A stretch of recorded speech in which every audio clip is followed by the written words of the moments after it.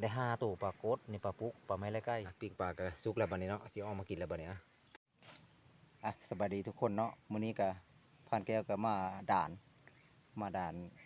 หาอยู่หากินมาเที่ยวมาว่านี่ก็มาบ่อนพักบ่อนเช้าแล้วนี่มาเฮ็ดบ่อนพักบ่อนเช้านี่ผ่านแก้วก็พอดีมากับหมู่นี่แหละนี่ผู้นี้แหละนี่สวัสดีหูจักดีเนาะเพราะว่าดองเพิ่น เพิ่นมาดิมาเดียวกันมาดีกัน ตัวลายนี่บุกค้ามันยับวะ แมนมากะกลางบ่อยู่บนนอนเรียบร้อยแล้วบนเศร้าก็มีเต็นท์คนละกลางคนละด่างเนาะมาเข้ามานำพอดีตะเว้นก็คำแล้วไกลสิตกดินแล้วก็มาพักอยู่แคมป์ห้วยนี่แคมป์ห้วยนี่เขาเอื้อนว่าห้วยกู้นี่น้ำมันสิไหลลอดพื้นลงมาเลยจนโปรพุ่นละน้ำนี่แต่มันฝนยังบ่ลงหลายถ้าฝนลงหลายนี่น้ำสิไหลลอดพื้นมีท่านมันสิไหลขึ้นมาเทิงนี่ไหลขึ้นมาแถวนี้โตนนี่โอ้ยโตนน้ำไม้จะล้มไปในแม่ละไม้โตนมาอยู่นี่แหละพักผ่อนอย่างนี้ผ่านแก้วกับมาอยู่ในเขาเอิ้นว่าด่านผีบ้านี่แกงด่านผีบ้าเขาเอิ้นว่านี่นะผ่านแก้วก็อยู่ในด่านใหญ่นะด่านที่ใหญ่ที่กว้างด่านนะด่านกว้างขนาดเลยมันสิยาวไปด่านมันก็บ่อนอยู่บ่อนเศร้าสิพักผ่อนที่นี่มื้อนี้ตอนแรกมื้อนี้สิได้ยังไปหากินยังก็รอลุ้นกันสิได้มานยังก็อันนี้สิให้เบิ่งเนาะให้เบิ่งบ่อนเป็นขี้หินแบบงามธรรมชาติแต่นี่มีต้นไม้นี่น้ำเต็มเมื่อเลยละดูฝนลงหลายๆนะน้ำเต็มมาเลย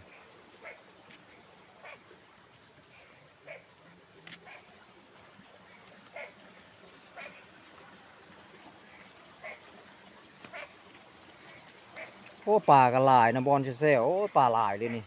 ปลาแหละน้ำเพิ่นวังนี่ปลาทั้งหมดเลยนี่น้ำมันสิไหลลดพื้นมาตกนี้นี่น้ำนี่เห็นบ่น้ำไหลลดพื้นตกนี้นี่เห็นบ่ตอนนี้น้ำไหลลดพื้นมันตกนี้เพราะว่าเดือนมันฝนยังน้อยเด้มันเป็นเดือน8อยู่เดือนนึงนะถ้าเป็นเดือน9เดือน10นะน้ำไหลคนสีข้ามไปเดี๋ยวนี้มันสูงแต่ตอนนี้ลงบ่ได้น้ำโตนมันสิไหลเป็นแกงน้ำแต่ละปีมาถ้าเขาสิมาเอาป่าอยู่นี่มาเอาป่าขึ้นจากแกงนี่ใส่หม้องก็ได้ถ้าแกใส่หม้องก่อน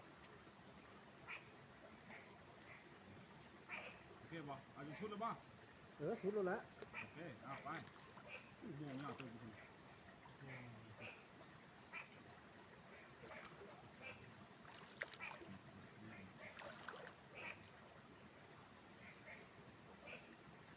พี่โบลงมันจำน้ำมันน่ะพี่โบลงมันจำน้ำ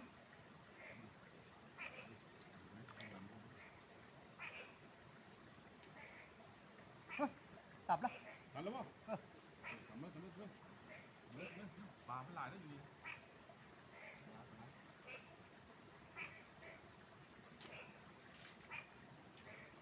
ี่ตัดแล้ว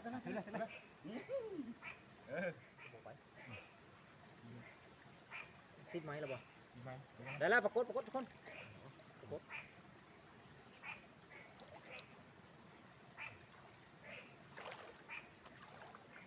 เอาปลาวันนี้กัน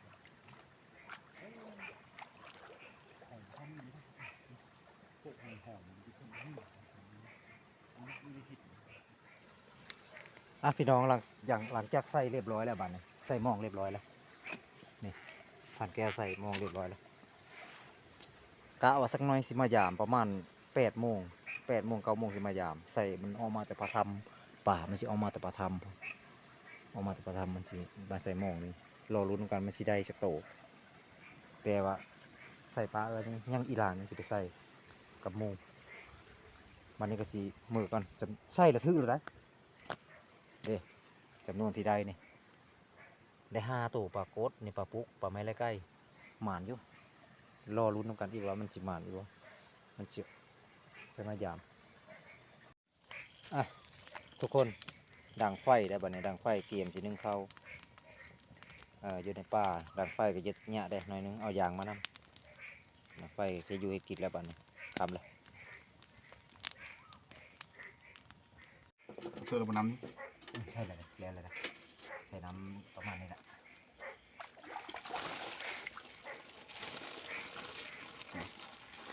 มันปกติมันนี่พอก่อนบ่เนาะ จังหวะนี้นะตีเอาไว้แต่เนี่ยมันตีเต็ม ถือว่า ไว้หนึ่งมื้อ ถือว่าโหดเท่านี้น้อยนะ คนน้อยเลย น้อยปรับปรุงเอานะก็คือกินสองคนนี่ได้ถือว่าเข้านี่อาจจะเหลือมันเช้าเหลือหรือ จะเขาเฮ็ดใส่คนเดียวอยู่ตอนนี้เนาะ คนเดียวสองคน กำลังนึ่งข้าวเด้อโหดกันได้น้อยนะ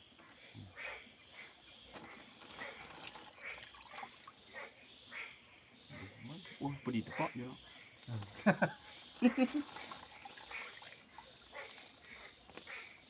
เต็มได้ไหมเต็ม ที่เอาตัวรอดเนาะ เพื่อนว่าอันน่ะกระถางอันนี้มั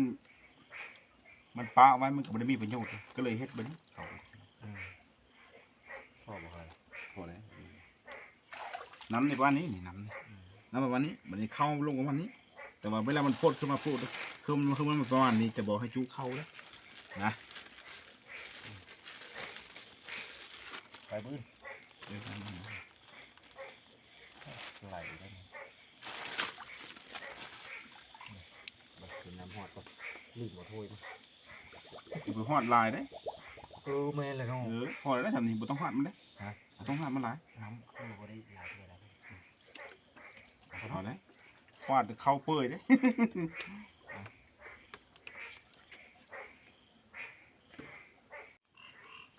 ตั้งเลย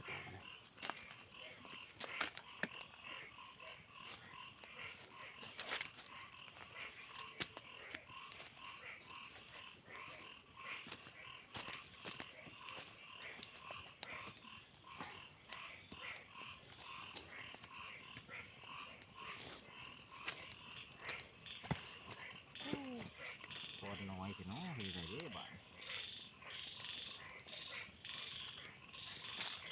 ช้อนที่มันสิบหักไว้บ่ โอ้บ่ได้เลยอัตราการเสี่ยงสูงเลยอันนี้มันหอมได้ตัวนี้ตัวนี้มันหอมอัตราการเสี่ยงสูงบ่ได้นะเขาต้องถือมันปุ๊บนี้เขาจะมีหูอยู่นี่นะมีหูอยู่นี่ปุ๊บแล้ว แล้วห้อยไหมเนาะ ห้อยใบดังไฟทางลุมตัวนี้ห้าบ่มีลวดเด้แต่ถ้ามีลวดนี่คักเลยแต่ถ้ามีลวดนี่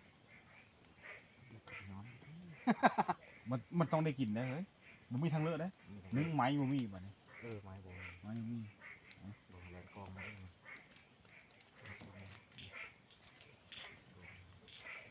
ทำคนนี้ได้จังได๋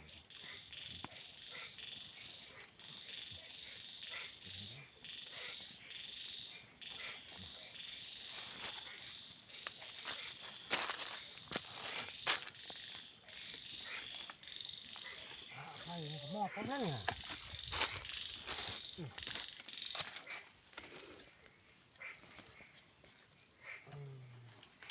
ใจดีไฟกับหม้อนะบัดนี้ บ่มอนดอก ไฟแล้วบัดนี้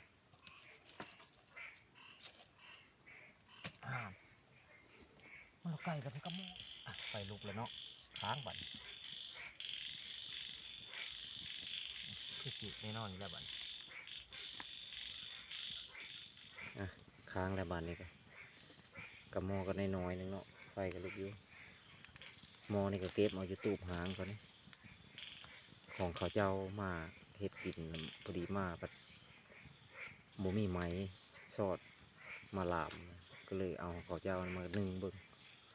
มันละซุกอยู่มันละได้กินอยู่ถ้าเบิ่ง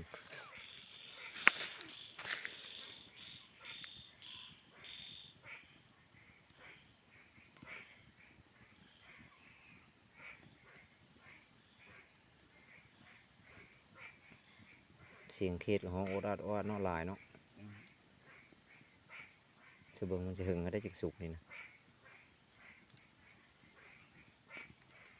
เฮาก็ยังบ่เคยนึ่งเธอได้ลองครั้งทำอีแล้วนี่ ชอบเห็นหู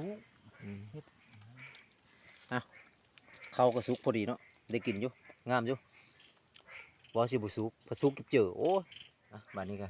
ปิ้งปลาได้แล้วก็หลายตัวเติบนี่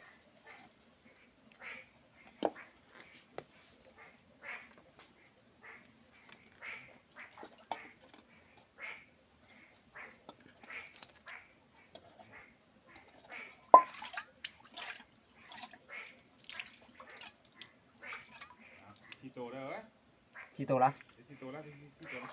โอ้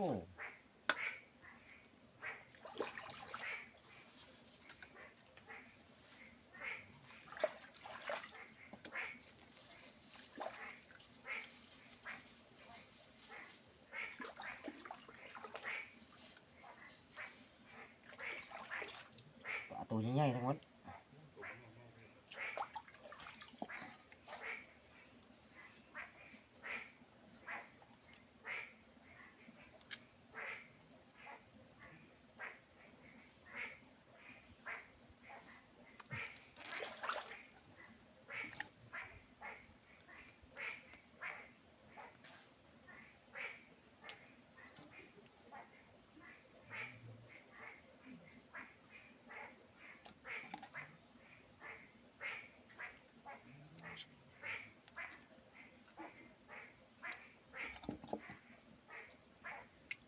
ใส่ขี้ก็